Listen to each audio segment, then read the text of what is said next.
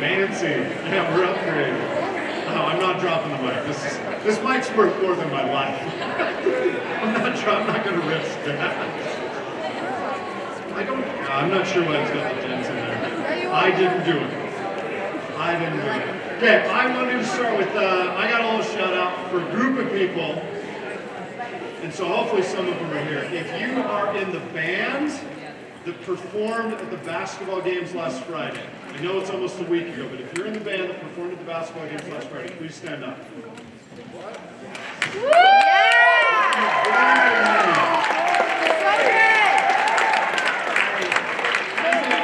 I didn't appreciate this when I was younger, but as a coach, as a former basketball coach, I just want to give all the band members a shout out because what you add to the games in terms of environment, energy, enthusiasm, things like that, it really kind of, it sets a great mood and a great tone. And I know you did it during the football games really, really well.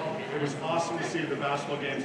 And I think the band deserves a lot of credit. Your leaders deserve a lot of credit as well.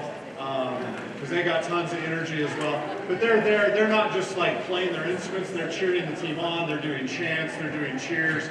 It was really, really fun to hear. So great job for the band on that. Give them another big hand, please.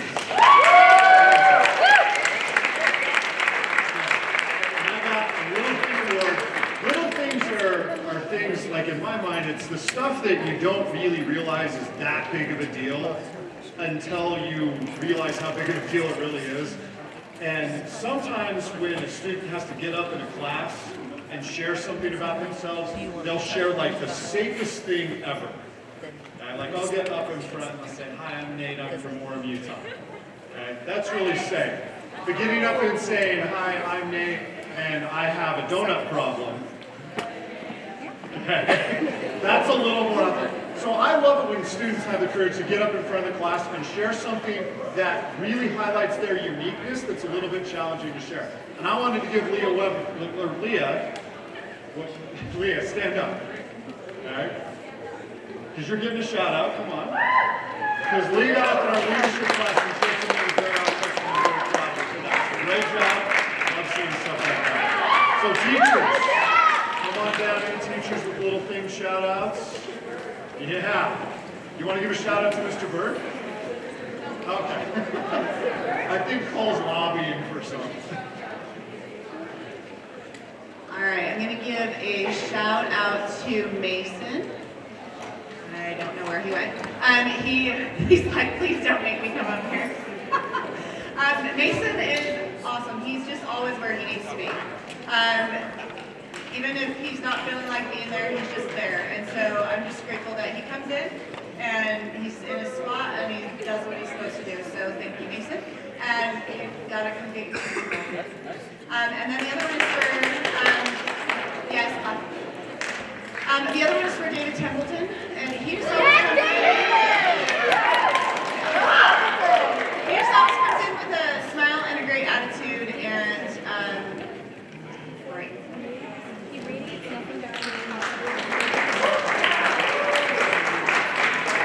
I'm going to give a shout out to Catherine.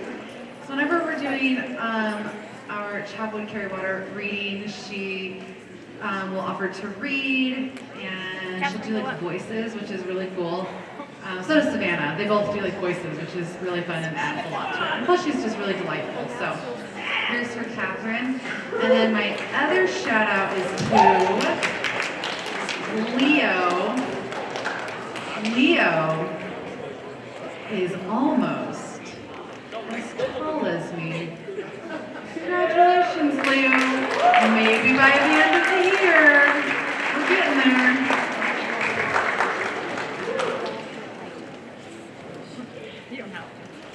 Okay, so I'm going to give my shout out to Miss Bailey, because Bailey always comes in with like a smile and she's like teaching me Morse code, and I just love her and her cute and like sweet vibe. I just like dig it. So Bailey, I love you.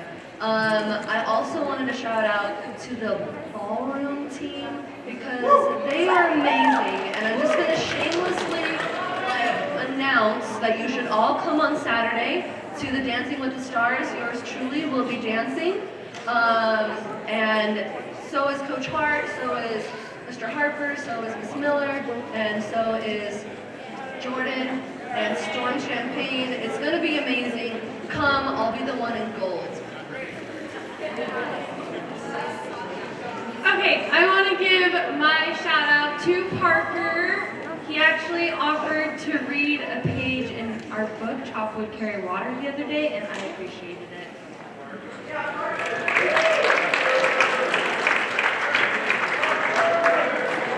I'm going to give my shout out to Stephanie. I dare you to find a kinder person on this planet than Stephanie. Please take me up on that because you will lose. All right? So thanks, Stephanie. I appreciate it. Okay, I got special permission from Mr. Chris. Student shout out. Student shout out to Mr. Bird for being like the chillest teacher ever. And he has a specific schedule for all of us. And like Wednesdays we read, Tuesdays it's TED Talk Tuesday, right? And all of this fun stuff. And he's just super caring and makes us all feel appreciated. So give a clap for Mr. Bird.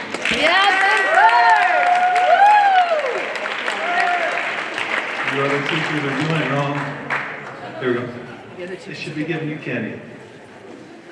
Okay, I guess I'll go last. I'm going to give my shout out to Landon in my class, because he is one of the only kids that will actually read Chop Wood, Carry Water and learn lots of good things from it. So good. And he brings a Wii on Wednesdays, and we have fun.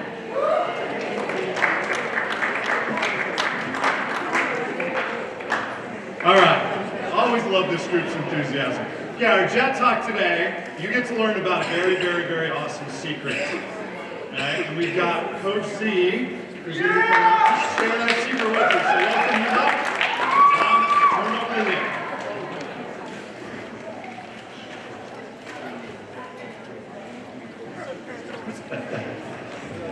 First, I want to shout out to Court. This is the third time this week he's came here. I don't know who your Jet Time teacher is, but we'll give Court a shout out for being here all week. Before I get into the secret, I'm going to ask you guys a question and raise your hand. And when I say raise your hand, I got to be able to see it, okay? This doesn't count as raising your hand. None of you are Tyrannosaurus Rexes. You don't have short, okay? It's one thing that sets us apart from the dinosaurs is we have long arms that can go in all sorts of directions. But I want you to raise your hand if your mother or father have ever bought you some clothes, shirt, shorts or something, and it was absolutely hideous and you would never want to wear it. Okay, good. Okay, now for those of you that raised your hand if you told your mother that it was hideous and you wouldn't want to wear it. Okay, a few less hands. Raise your hand if you wore it anyway just so you didn't hurt your mom's feelings. Okay, great, right? I mean, that's so confusing. Sometimes you show up and mom or dad buy something and they think it's going to be the most adorable thing ever, and it really just doesn't fit with any type of vibe that you're wanting to let out because, I mean, let's face it, we're 15, 16, 17-year-old kids. We got a reputation we got to hold and we can't be wearing that type of stuff, right? I always think back to the Christmas Story. Those of you that have seen the Christmas Story, when his aunt sends Ralphie the bunny pajamas, and he's like, I don't want to wear them. Okay, you just wear them when your aunt's around. All right, so to continue on, raise your hand if you've ever made a mistake and your parents have completely grilled you for it. Okay, everybody's hand should probably be up on that, right? And when they do that, you're kind of thinking to yourself, hey, it was just a little mistake, Mom. I understand I messed up, but I mean, lay off a little bit. You can put your phone down, Brian. It's okay.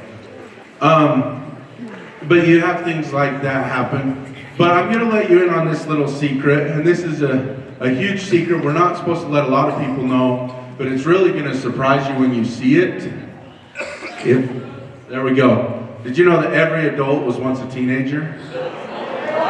Okay, so that means every one of your parents were once a teenager, and we found out that sometimes parents will have amnesia as to what happened when they were teenagers, And a lot of times for you guys to help communicate with your parents, you have to remind them, okay? You have to remind them what it was like, but you can't remind them by telling them things are stupid and things are ugly, because their mom's going to get defensive. But you have to ask them questions if they remember what it felt like to feel insecure, what it felt like to feel left out. You know, what do we need to work for? Landon, you guys can put your phones away too. I promise it's okay.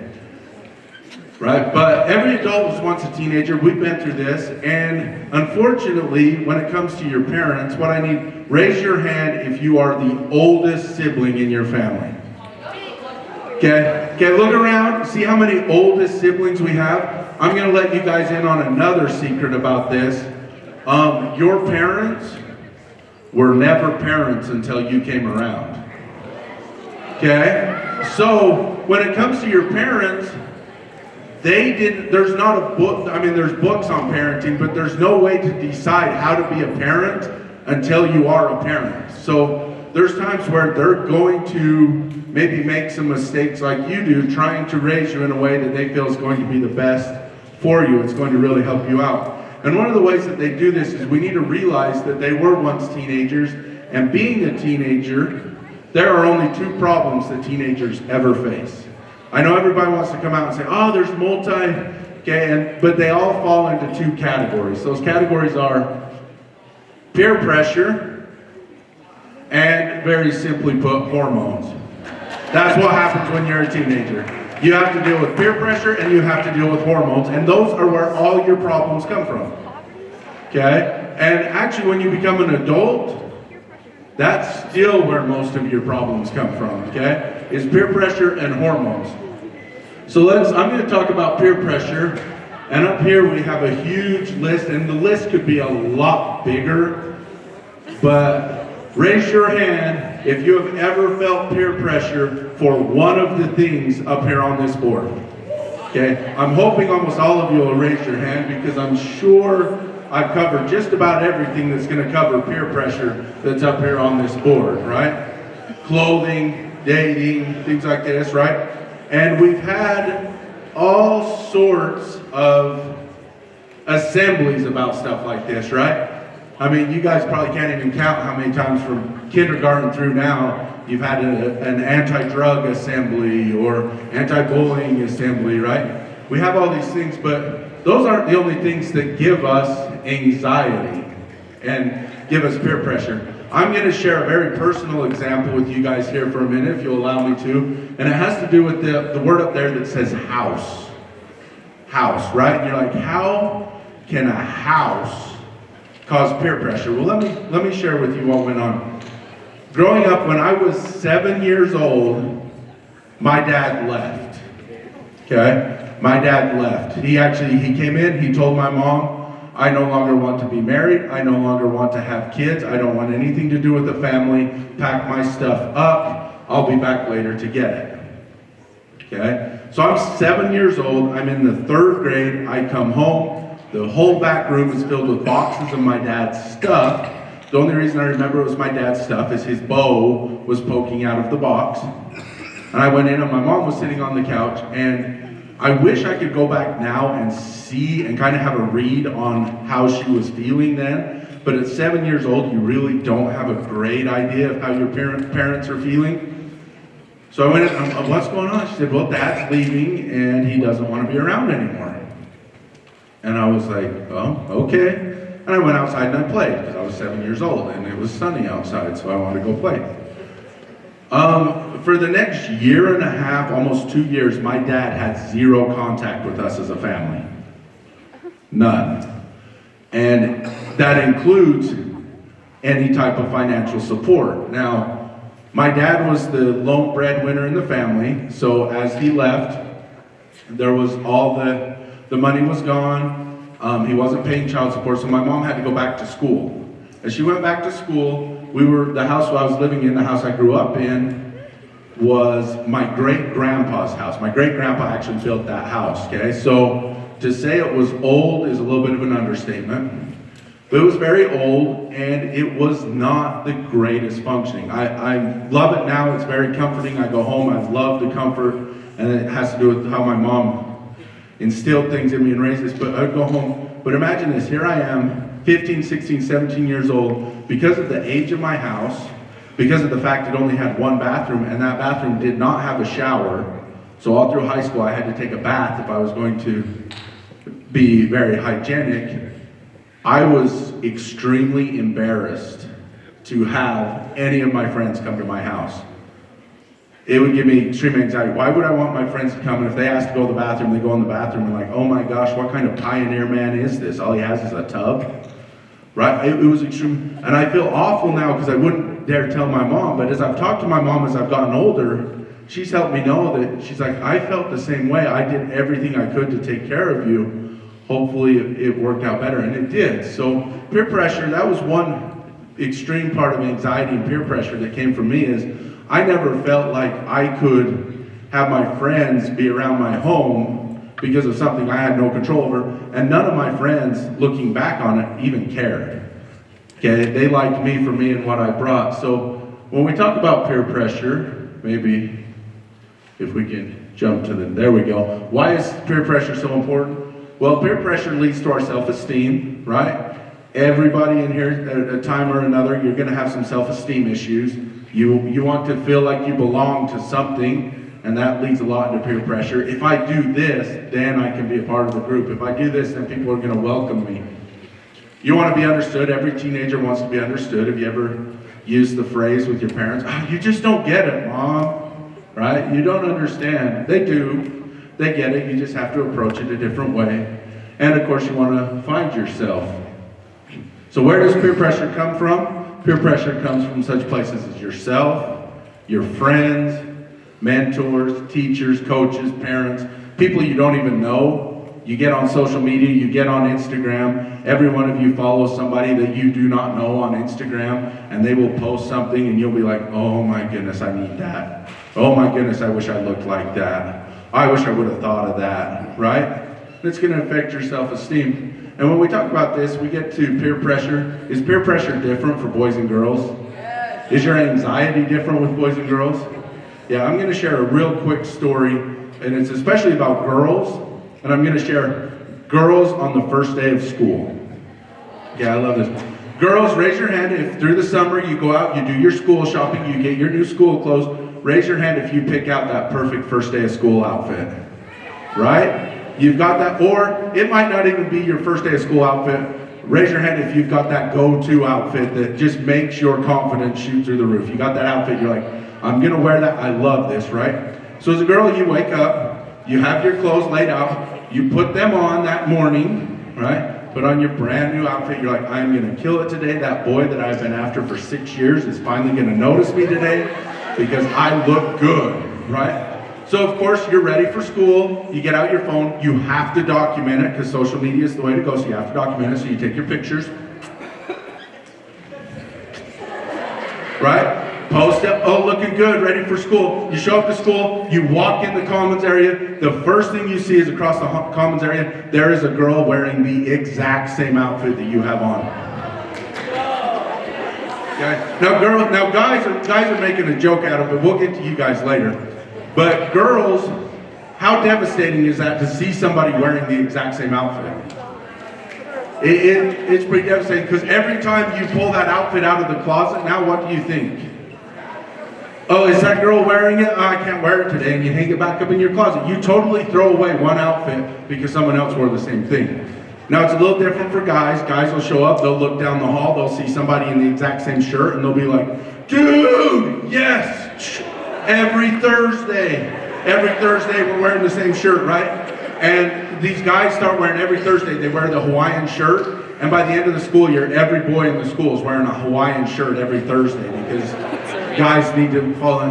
Okay, but guys have different types of peer pressure. Guys feel like they always have to be great at everything they do, and if they show up, let's say they show up in a weightlifting class and they can't lift as much weight as everybody else in the class, they start to make fun of what goes on in the class. Instead of admitting they can't do something, guys are looking to protect their ego, and they're like, oh, that's just stupid. Nobody likes muscles anyway, right? Okay, but you make these ideas, but peer pressure is such a huge thing. So quickly, just to finish, if it's gonna work, There we go. How do we help manage our peer pressure? There's a few things here. Hopefully you can take some notes, get some ideas. First, to help fight peer pressure for yourself, you need to set your values very early. What do you stand for? What do you want to accomplish? And if you have that down, are you willing to stick to it? Down there at the bottom it says it's okay to say no. Let people know what you stand for and what you want to have happen. Promises to yourself, set daily goals. Okay, my wife, when she entered high school, she had some self-esteem issues, and so she would set daily goals for herself. And those are simple goals. Today I am going to say hi to 5 people that I don't know in the hallway. And once she reached 5, she would reward herself. Hey, I did a great job today. Or maybe I'm going to make it to every class on time today, and I'm going to say hello to the teacher. And she'd set these goals, and her self-esteem really started to grow. For yourself or with others, develop positive relationships. This doesn't have to be boyfriend, girlfriend, but are your friends toxic? Are your friends making you somebody that you don't want to be? If that's the case, unfortunately, you're going to have to cut the cord and not necessarily run around with those friends. Do your friends have your same goals and desires that you want? Okay? If the answer is no, you've got to find friends that are going to help support you in your goals. Talk to your parents. I put up their code word. Find a secret word that you can share with your parents that tells them, hey, I want to talk, and it needs to be important so they can listen to you the whole time. Choose friends wisely. I've already been over that one. Set clear expectations. Make sure people know what you stand for and what you will or will not do. If you do that, peer pressure goes out the window very quickly. Okay? If you are someone that everybody knows that you are not going to party, they're not going to ask you to parties. And then you don't have to worry about that anxiety of what happens when you show up in that situation. The bottom one right there, let people help you. You've got so many resources from your parents to friends to adults in the school. Find ways to have them help you, okay? But peer pressure, it's a real thing, but I want you to know that all your problems that you're facing, if you can approach your parents in a nice way, they do understand and they do have the ability to help you. They might not understand why you need the newest phone, but they do understand the feeling of wanting to have your own privacy. They do understand the feeling of wanting to feel accepted by your peers. So maybe talk to them that way. Thanks, guys. We'll see you later.